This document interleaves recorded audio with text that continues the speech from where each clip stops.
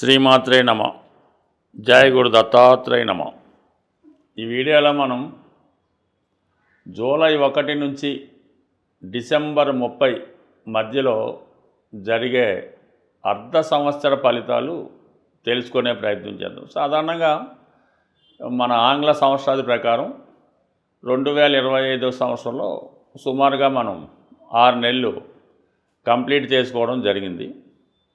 సరే, ఈ మొదటి 6 నెలల్లో కొద్దిమందికి బాగున్నప్పటికీ మరికొద్దిమందికి ఇబ్బందులు.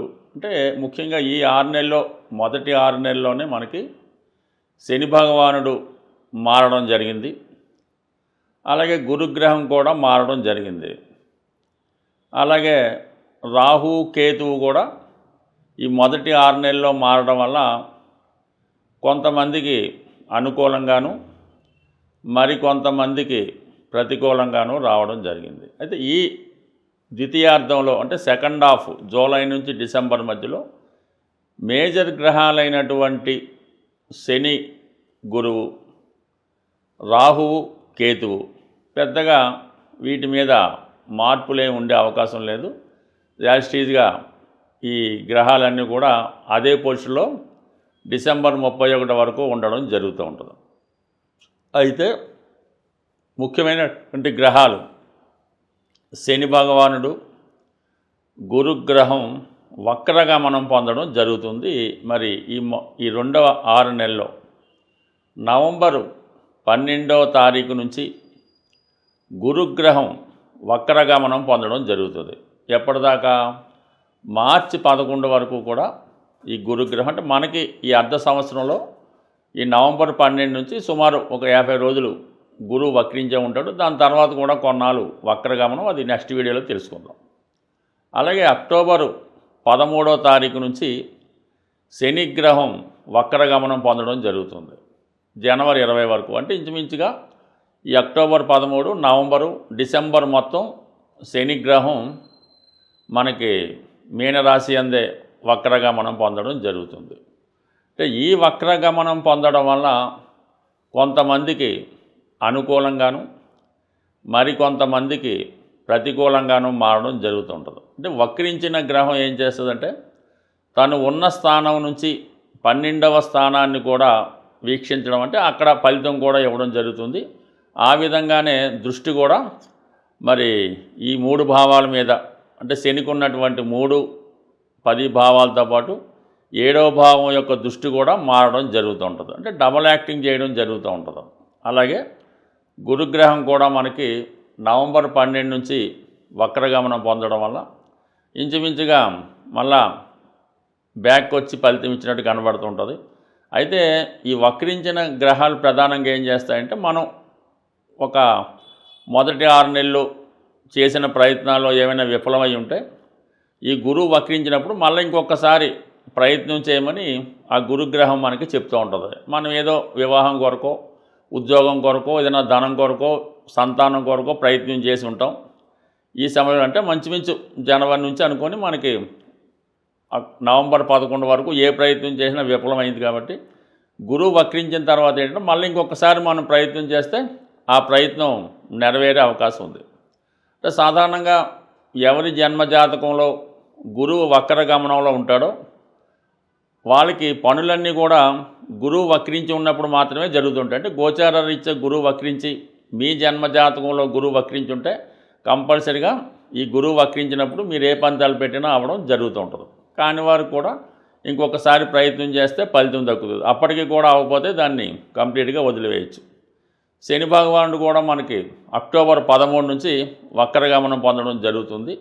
శని ఉద్యోగకారకుడు కాబట్టి మరి గతంలో ఉద్యోగ ప్రయత్నం చేసి ఫెయిల్ అయినా లేదా మనకి ఉద్యోగం పోగొట్టుకున్నా తిరిగి సంపాదించడానికి ఈ శని భగవానుడు మీకు అనుకూలిస్తాడు. అలాగే మీ జన్మజాతకంలో శని భగవానుడు వక్రించుంటే గోచార రీత్యా శని వక్రించినప్పుడు మీకు సాధారణంగా శుభ ఫలితాలు రావడం జరుగుతుంటుంది. అందుకనే చాలామంది గురుబలం పెరగాలన్నా శని బలం కావాలన్నా వారి జన్మజాతక ప్రకారం వక్రించిన టైం కొరకు ఎదురు చూస్తుంటారు. కామన్గా ఆ వక్రించినటువంటి సమయంలో చాలా వరకు వారి పనులు కూడా సక్సెస్ అవ్వడం జరుగుతుంటుంది. ఇది కొంత అనుభవం బట్టి అది ఉంటుంది. కాబట్టి మనం ఉపయోగించుకున్న దాన్ని బట్టి ఆ ఫలితం ఉంటుంది. కాబట్టి కొన్ని ముఖ్యమైన ఫలితాలు రేపు 6 నెలల్లో ఏ ఏ రాశికి ఏ విధంగా జరుగుతుంది అన్న విషయాన్ని తెలుసుకునే ప్రయత్నం చేద్దాం ఈ వీడియోలో. కన్యా రాశి వారికి జూలై 1 నుంచి డిసెంబర్ 31 మధ్యలో జరగబోయే అర్ధ సంవత్సర ఫలితాలు ఒకసారి రివైండ్ చేసుకునే ప్రయత్నం చేద్దాం.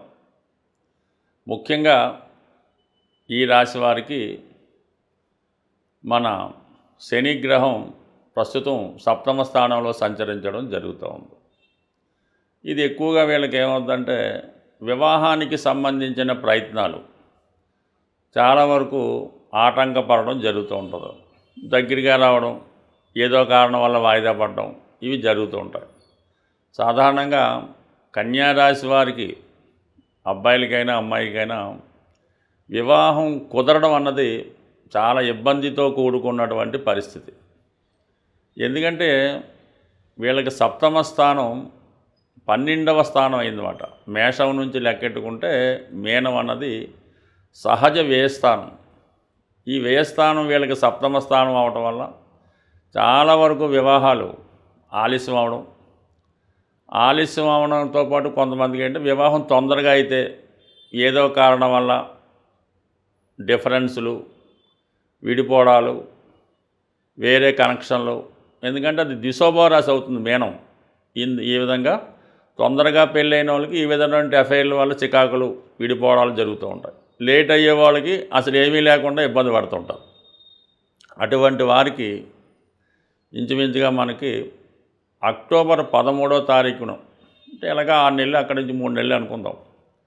అక్టోబర్ 13న శని భగవానుడు వక్రించి ఫలితం ఇవ్వబోతున్నాడు. అంటే 7వ ఉన్నటువంటి తన యొక్క స్థితిని కొద్దిగా రిలాక్సేషన్ ఇచ్చి 6వ భావం మీద ఎక్కువ దృష్టి పెడతాడు. ఎందుకంటే గతంలో జరిగిపోయినటువంటి 2.5 సంవత్సరాల్లో మీకు ఏదైనా ఒక ఫలితం ఆశించి అవి బెంగపడిన ఉన్నా ఇవ్వలేకపోయినా ఈ సమయంలో మీరు మళ్ళీ ఒక ప్రయత్నం చేస్తే, అంటే వివాహం 7వ భావం కాబట్టి వివాహం, భార్యాభర్తల మధ్య గొడవలు, 6వ స్థానం ఏమన్నది వృత్తి స్థానం, సర్వీసు, మీరు పనిచేసే చోటు మీకే వర్తిస్తుంది. మీ కింద ఎవరైనా వర్క్ చేస్తుంటే మీ స్టాఫ్ ఎవరైనా వ్యక్తిగత స్టాఫ్ ఉంటే అది కూడా 6వ స్థానంలోకి రావడం జరుగుతూ ఉంటుంది. ఈ విధంగా మీకు ఈ అక్టోబర్ 13 తర్వాత వివాహ ప్రయత్నాలు ప్రారంభిస్తే చాలా వరకు కుదిరే అవకాశం ఉంటుంది. అంటే గతంలో దగ్గరికి వచ్చిన సంబంధం తప్పిపోయినా పర్లేదు, దాని వల్ల ప్రయత్నం చేయండి, జరుగుతుంది. అలాగే ఉద్యోగం కూడా గతంలో ఏమన్నా మీకు ఉద్యోగ భంగం కలిగి ఉన్నా, గతంలో ఎక్కడన్నా ఉద్యోగం కొరకు ప్రయత్నం చేసి ఆ ప్రయత్నం మధ్యలో ఆగిపోయినా తిరిగి మళ్ళా ప్రయత్నం చేస్తే 100% మరి పోగొట్టుకున్న ఉద్యోగం కానీ కొత్త ఉద్యోగం కానీ లభించడానికి అక్టోబర్ 13 తర్వాత కన్యా రాశి వారికి ఎక్కువ అవకాశాలు ఉన్నాయి. ఇక మామూలుగానే మీకు రాహు 6వ స్థానంలో ఉంటూ చాలా వరకు ఇది 6వ స్థానంలో రాహు ఏదైనా సినిమా రంగంలో ఉన్న వాళ్ళకి, ఈ టీవీ మీడియాలో ఉన్న వాళ్ళకి, సాఫ్ట్వేర్ రంగంలో, యానిమేషన్ రంగంలో ఉన్న వాళ్ళకి చాలా వరకు ఉపయోగపడుతుంది. దానికి ఈ శని భగవానుడు కూడా సపోర్ట్ చేయడం వల్ల ఏదైనా నిరుద్యోగులకి మాత్రం ఇది ఒక వరం లాంటిది. అక్టోబర్ 13 తర్వాత 100% లభిస్తుంది. ఇక ముఖ్యంగా శని అయిపోయాడు, ఇంకా గురుగ్రహం దశమంలో సంచరిస్తున్నాడు. దశమంలో ఉండి చతుర్థాన్ని చూస్తున్నాడు. అలాగే శని భగవానుడు కూడా చతుర్థాన్ని చూస్తున్నాడు దశమ దృష్టితో. అందుకని ఈ కన్యా రాశి వారికి చాలా కాలంగా ఇల్లు కట్టుకోవాలి అన్నటువంటి మీ కోరిక, ఇల్లు కట్టుకోవచ్చు, కొనుక్కోవచ్చు, ఏదైనా అవ్వచ్చు, ఈ సమయంలో నెరవేరుతుంది. అలాగే ఇతరుల ఆధీనంలో ఉన్నటువంటి మీ స్థిరాస్తి మీ యొక్క ఆధీనంలోకి రావడం జరుగుతుంది. మీరు ఎక్కడో విదేశంలోనో ఇతర రాష్ట్రంలోనో ఎక్కడైనా ఉద్యోగం చేస్తూ ఎలాగైనా సొంత ప్రాంతంకి వచ్చి ఇక్కడ ఏదో చేసుకుందాం అనుకున్న వాళ్ళకి కూడా ఈ సమయంలో అది 100% నెరవేరే అవకాశం ఉన్నది. అంటే ప్లేస్ చేంజు, అది మీకు అనుకూలంగా గృహ మార్పు, కొత్త గృహంలోకి, ఈ విధంగా చతుర్థ భావ ఫలితాలు చాలా వరకు అనుకూలిస్తాయి. ఆరోభావ ఫలితాలు కూడా హ్యాపీగా అనుభవించగలుగుతారు. ఇక నవంబర్ 12 తర్వాత ఈ గురుగ్రహం కూడా వక్రగమనం పొందడం వల్ల 9వ స్థానంలోకి వచ్చిన ఫలితం దక్కుతుంది. 9వ స్థానం అన్నది ఏంటంటే ఒక విధంగా మన పుణ్యం, అంటే మంచి కార్యక్రమాలు చేస్తున్నప్పుడు మన యొక్క 9వ స్థానం అన్నది యాక్టివేట్ అవుతూ ఉంటుంది. అందులో జమ అవుతుంటాయి అన్నమాట మీ పుణ్య కార్యక్రమాలన్నీ కూడా. అవి అవసరం వచ్చినప్పుడు ఉపయోగపడుతుంటాయి, మళ్ళీ నెక్స్ట్ జన్మకు కూడా ట్రాన్స్ఫర్ అవుతూ ఉంటాయి. ఈ విధంగా అయితే 5వ భావం అన్నదంటే 5వ భావంలో మనం గత జన్మలో ఏం చేసాం, ఎంత పుణ్యం చేసాం, అది ఈ జన్మలో మనకి ఎంతవరకు కలిసి వస్తుంది అన్నది ఈ 5వ భావంలో ఉన్న గ్రహాలను బట్టి మనకు తెలుస్తూ ఉంటుంది. ఇప్పుడు ఈ నవంబర్ 12 తర్వాత ఈ గురువు 9లోకి వచ్చి పంచమాన్ని వీక్షించడం వల్ల గత జన్మ పుణ్య ఫలితం ఈ జన్మలో పొందుతారు. అంటే సంతానం యొక్క అభివృద్ధి, వృత్తిలో టాలెంట్ పెరగడం, అలాగే మీకు ఒక గౌరవప్రదమైనటువంటి హోదా లభించడం జరుగుతుంది. ముఖ్యంగా ఈ గ్రహాల స్థితిని గమనించినప్పుడు ప్రతి రాశి వారికి కూడా ఈ రాబోయే 6 నెలల్లో అంటే ప్రధాన గ్రహాలైనటువంటి శని భగవానుడు మీనరాశిలో ఉండడం, మరి రాహు కుంభరాశిలో ఉండడం, కేతువు సింహరాశిలో ఉండడం, అంటే పాపగ్రహాలు ఏ రాశుల్లో ఉంటాయో ఆ రాశులకి సంబంధించినటువంటి పరిహారం చేసుకుంటే మనకి ఆ గ్రహాలు యోగిస్తాయి. శుభగ్రహాలు మనం పెద్దగా ఏం పరిహారం చేయక్కర్లేదు, అవి ఆటోమేటిక్గా యాక్టివేట్ అవ్వడం జరుగుతూ ఉంటుంది. శుభగ్రహాలు ఇచ్చే ఫలితాన్ని పాపగ్రహాలు అడ్డుకుంటాయి కాబట్టి మనం ఈ పాపగ్రహాలకి పరిహారం చేయవలసి ఉంటుంది. అదే ముఖ్యంగా ఎక్కువగా ఈ శని గురువు ఈ 2 గ్రహాలు ప్రధానంగా ఈ రాబోయే 6 నెలల్లో ప్రతి ఒక్కళ్ళ జాతకం మీద ప్రభావం చూపుతుంది. ఎందుకంటే వక్రించిన గ్రహం తన బలాన్ని విశేషంగా పెంచుకుంటుంటుంది అన్నమాట. ఆ కారణం వల్ల సహజ భాగ్య రాజ్యాధిపతులైనటువంటి ఈ 2 గ్రహాలు అంటే మనకి ఒక లక్ష్మీనారాయణ యోగం ఏర్పడినట్టు ఈ 2 గ్రహాలు మనకి ప్రభావం చూపుతూ ఉంటాయి. ఈ సమయంలో మీరు ఏం చేయాలంటే కళ్యాణం చేయించాల్సి ఉంటుంది. అంటే ఎవరికి చేయించాలి? వెంకటేశ్వర స్వామి కళ్యాణం చేయించడం వల్ల కంప్లీట్గా మీకు శుభం జరిగే అవకాశం ఉంది. సో ఏదైనా ఈ రాబోయే మనకి ఈ 6 నెలల్లో మరి కార్తీక మాసంలో కానీ శ్రావణ మాసంలో కానీ మీరు ఏదైనా దేవస్థానంలో సామూహికంగా వెంకటేశ్వర స్వామి కళ్యాణంలో పాల్గొంటే చాలా మంచి ఫలితం రావడం జరుగుతూ ఉంటుంది. అన్ని గ్రహాలకి ఆదిదైవంగా ఉన్నటువంటి పరమేశ్వరుడు శివుడు.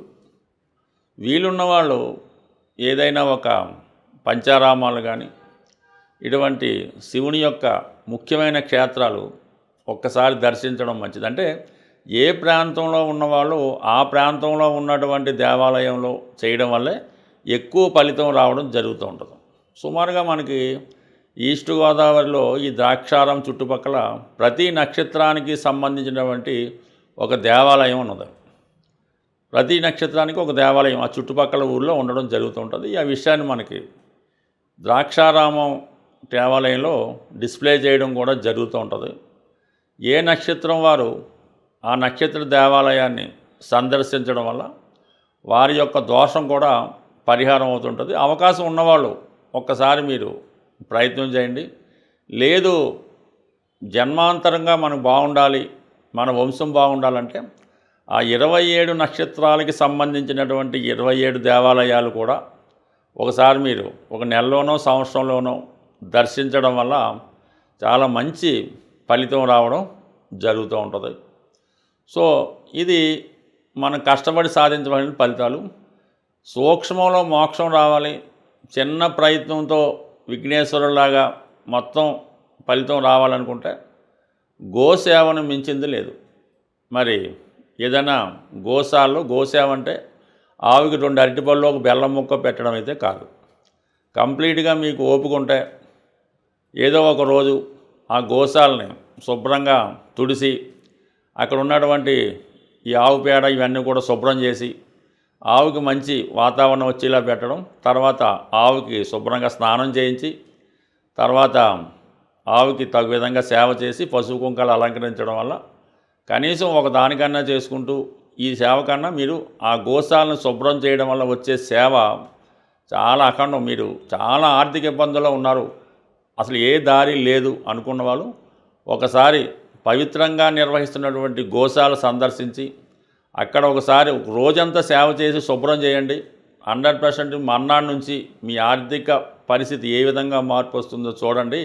ఇది కంప్లీట్గా నేను ఛాలెంజ్ చేసి చెప్తున్నాను. ప్రయత్నం చేసి చూడండి. సక్సెస్ మాత్రం చాలా గొప్పగా ఉంటుంది. స్వస్తి.